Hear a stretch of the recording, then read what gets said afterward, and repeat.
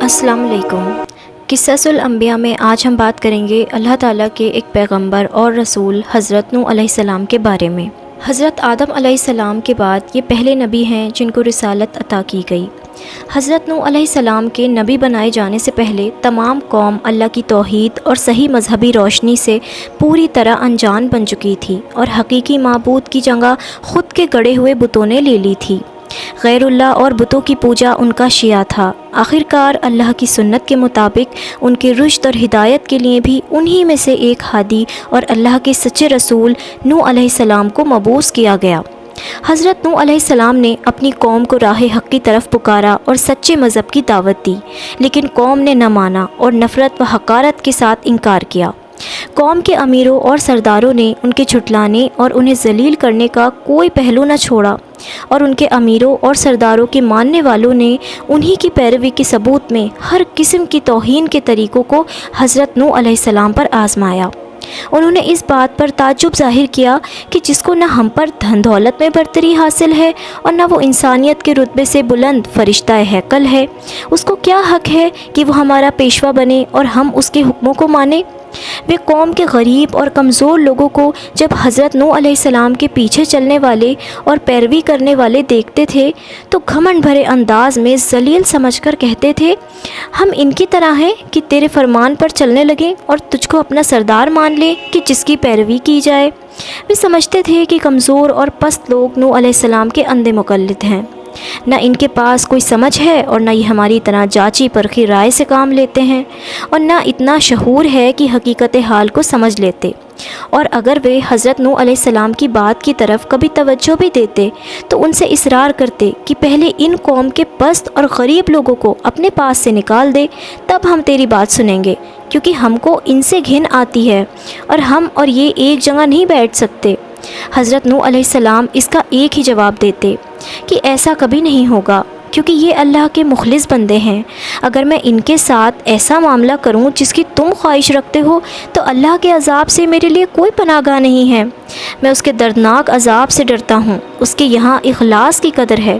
امیر اور غریب کا وہاں کوئی سوال نہیں ہے۔ ساتھ ہی ارشاد فرماتے کہ میں تمہارے پاس اللہ کی ہدایت کا پیغام لے کر آیا ہوں، نہ میں نے غیب دانی کا دعویٰ کیا ہے اور نہ فرشتہ ہونے کا۔ اللہ کا برگزیدہ پیغمبر اور رسول ہوں اور دعوت و اشاعت میرا مقصد ہے۔ اس کو غیب دانی یا فرشتہ ہیکل ہونے سے کیا واسطہ؟ قوم کے یہ کمزور اور غریب لوگ جو اللہ پر سچے دل سے ایمان لائے ہیں تمہاری نگاہ میں اس لیے حقیر اور ذلیل ہیں کہ وہ تمہاری طرح دھن دولت والے نہیں ہیں، اور اس لیے تمہارے خیال میں یہ نہ خیر کے حاصل کر سکتے ہیں اور نہ سعادت، کیونکہ یہ دونوں چیزیں دولت اور حشمت کے ساتھ ہیں، نہ کہ غریبی اور اخلاص کے ساتھ۔ سو واضح رہے کہ اللہ کی سعادت اور خیر کا قانون ظاہری دولت و حشمت کے تابع نہیں ہے، اور نہ اس کے یہاں سعادت اور ہدایت کا حاصل کرنا اور پانا سرمایہ کی رونق کے اثر میں ہے، بلکہ اس کے خلاف نفس کا اطمینان، اللہ کی رضا، قلب کا غنا اور نیت و عمل کے اخلاص پر موقوف ہے۔ حضرت نوح علیہ السلام نے یہ بھی بار بار تنبیہ کی کہ مجھے اپنی دعوت پہنچانے میں اور ہدایت کے راستے پر لگانے میں نہ تمہارے مال کی خواہش ہے نہ جاہ و منصب کی۔ میں اجرت کا طلبگار نہیں ہوں۔ اس خلافت کا حقیقی اجر اور ثواب اللہ تعالیٰ کے ہاتھ میں ہے، اور وہی بہترین قدر کرنے والا ہے۔ بہرحال حضرت نوح علیہ السلام نے انتہائی کوشش کی کہ بدبخت قوم سمجھ جائے اور اللہ کی رحمتوں کی پناہ میں آ جائے، مگر قوم نہ مانی، اور جتنا اس اور سے حق کی تبلیغ میں جدوجہد ہوئی اسی قدر قوم کی اور سے بغض اور دشمنی میں سرگرمی ظاہر ہوئی، اور تکلیف پہنچانے اور چوٹ دینے کے تمام طریقوں کا استعمال کیا گیا، اور ان کے بڑوں نے عام لوگوں سے صاف صاف کہہ دیا کہ تم کسی طرح ودو، سوا، یغوث اور نصر کے جیسے بتوں کی پوجا نہ چھوڑو، اور آخر میں تنگ آ کر کہنے لگے، اے نوح، تو نے ہم سے جھگڑا کیا اور بہت جھگڑا کیا، اب اس کو ختم کر، اور جو تو نے ہم سے اللہ کے عذاب کا وعدہ کیا ہے وہ لے آ۔ حضرت نوح علیہ السلام نے یہ سن کر جواب دیا۔ نوح نے کہا، ضرور، اگر اللہ چاہے گا تو اس عذاب کو بھی لے آئے گا، اور تم اس کو تھکا دینے والے نہیں ہو۔ اس طرح جب قوم کی ہدایت سے پہلے حضرت نوح علیہ السلام بالکل مایوس ہو گئے اور اس کی باطل پرستی، ضد اور ہٹ درمی ان پر واضح ہو گئی، اور قرآن کے مطابق 950 سال تک برابر کی جا رہی دعوت ان پر کوئی اثر نہیں دیکھا گیا، تو بہت زیادہ ملول اور پریشان خاطر ہوئے۔ تب اللہ تعالیٰ نے ان کو تسلی کے لیے فرمایا، اور نوح پر وحی کی گئی کہ جو ایمان لے آئے وہ لے آئے، اب ان میں سے کوئی ایمان لانے والا نہیں ہے، بس ان کی حرکتوں پر غم نہ کر۔ تب حضرت نوح علیہ السلام کو یہ معلوم ہو گیا کہ ان کے حق پہنچانے میں کوتاہی نہیں ہے، بلکہ خود نہ ماننے والوں کی استطاعت کا قصور ہے اور ان کی سرکشی کا نتیجہ۔ تب ان کے اعمال اور حرکتوں کا اثر قبول کر کے اللہ تعالیٰ کی بارگاہ میں یہ دعا فرمائی، اے پروردگار، تو کافروں میں سے کسی کو بھی زمین میں باقی نہ چھوڑ، اگر تو ان کو یوں ہی چھوڑ دے گا تو یہ تیرے بندوں کو بھی گمراہ کریں گے اور ان کی نسل بھی انہی کی طرح نافرمان پیدا ہوگی۔ اللہ نے حضرت نوح علیہ السلام کی دعا قبول فرمائی اور بدلے کے قانون اور اعمال کے مطابق سرکشوں کی ہلاکت کا اعلان کر دیا۔ پہلے حضرت نوح علیہ السلام کو ہدایت فرمائی کہ وہ ایک ناؤ تیار کریں تاکہ ظاہری اسباب کے اعتبار سے وہ اور پکے مومن اس عذاب سے بچے رہیں جو اللہ کے نافرمانوں پر نازل ہونے والا ہے۔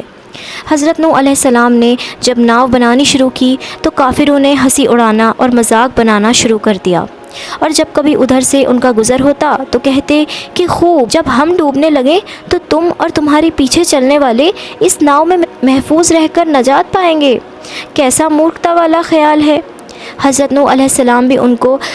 انجام کار سے غفلت اور اللہ کی نافرمانی پر جرأت دیکھ کر انہی کے ڈھنگ سے جواب دیتے اور اپنے کام میں لگے رہتے، کیونکہ اللہ تعالیٰ نے پہلے ہی ان کی حقیقت حال کو بتا دیا تھا۔ اے نوح، تم ہماری حفاظت میں ہماری وحی کے مطابق ناؤ تیار کیے جا، اور اب مجھ سے ان سے متعلق کچھ سوال نہ ہو، یہ بے شک ڈوبنے والے ہیں۔ آخر نوح علیہ السلام کی ناؤ بن کر تیار ہو گئی۔ اب اللہ کے وعدے یعنی عذاب کا وقت قریب آیا، اور حضرت نوح علیہ السلام نے ان کی پہلی نشانی کو دیکھا جس کا ذکر ان سے کیا گیا تھا، یعنی دھرتی کے نیچے سے پانی کا چشمہ ابلنا شروع ہوا۔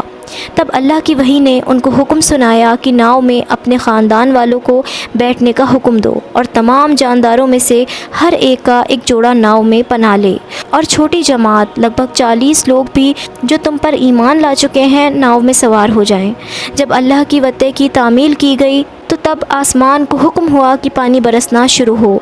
اور دھرتی کے سوتوں کو حکم دیا گیا کہ وہ پوری طرح ابل پڑیں۔ اللہ کے حکم سے جب یہ سب کچھ ہوتا رہا تو ناؤ بھی اس کی حفاظت میں پانی پر ایک مدت تک تیرتی رہی، یہاں تک کہ تمام انکار کرنے والے اور دشمن ڈوب گئے اور اللہ تعالیٰ کے قانون، جزا و اعمال کے مطابق اپنے کیے کو پہنچ گئے۔ غرض جب اللہ کے حکم کا عذاب ختم ہوا تو نوح علیہ السلام کی ناؤ جودی پر ٹھہر گئی۔ جودی پہاڑ کا نام ہے، اور حکم پورا ہوا اور ناؤ جودی پر ٹھہری، اور اعلان کر دیا گیا کہ ظلم کرنے والی قوم کے لیے ہلاکت ہے۔ پانی دھیرے دھیرے سوکھنا شروع ہو گیا، اور ناؤ میں پناہ لینے والوں نے دوسری بار امن و سلامتی کے ساتھ اللہ کی زمین پر قدم رکھا۔ اسی وجہ سے حضرت نوح علیہ السلام کا لقب ابو البشر ثانی یا آدم ثانی یعنی انسانوں کا دوسرا باپ، اور شاید اسی اعتبار سے حدیث میں ان کو اول الرسول کہا گیا۔ جس انسان پر اللہ کی وحی نازل ہوتی ہے وہ نبی، اور جس کو نئی شریعت بھی عطا کی گئی ہو وہ رسول ہے۔ رسول نبی بھی ہوتا ہے مگر نبی کا رسول ہونا ضروری نہیں۔ کنعان حضرت نوح علیہ السلام کا بیٹا تھا، مگر اس پر حضرت نوح علیہ السلام کی ہدایت و رشد کی جنگ اپنی کافر والدہ کی تربیت کی گود نے اور خاندان اور قوم کے ماحول نے برا اثر ڈالا، اور وہ نبی کا بیٹا ہونے کے باوجود کافر ہی رہا اور طوفان میں غرق ہو گیا۔ تاریخ کا یہ واقعہ سوچنے سمجھنے والوں کو بھلانا نہیں چاہیے کہ ہزاروں سال پہلے ایک قوم نے اللہ کی نافرمانی پر اصرار کیا اور اس کے بھیجے ہوئے ہادی حضرت نوح علیہ السلام کے سبق و ہدایت کے پیغام کو جھٹلایا، ٹھکرایا اور ماننے سے انکار کر دیا، تو اللہ نے اپنی قدرت کا مظاہرہ کیا اور ایسے سرکشوں کو ہوا بارش کے طوفان میں غرق کر دیا، اور اسی حالت میں حضرت نوح علیہ السلام اور تھوڑے سے لوگوں کی ایماندار جماعت کو محفوظ رکھ کر نجات دی۔ قرآن مجید نے صاف کہا ہے کہ حضرت نوح علیہ السلام نے اپنی قوم میں 950 سال تبلیغ و دعوت کا فرض انجام دیا۔ قرآن مجید میں حضرت نوح علیہ السلام کا ذکر 28 سورتوں میں 43 جگہ آیا ہے۔